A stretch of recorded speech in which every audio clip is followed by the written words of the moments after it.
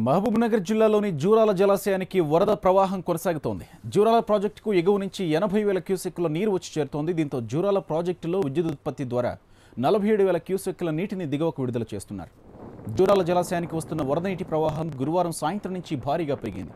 కర్ణాటక ప్రాజెక్టుల నుంచి నీటి విడుదల భారీగా పెరగడం, కృష్ణా పరివాహక ప్రాంతంలో కురుస్తున్న వర్షపు నీరు తోడు కావడంతో జూరాలకు వరద నీటి ప్రవాహం గంట గంటకు పెరుగుతూ వస్తోంది.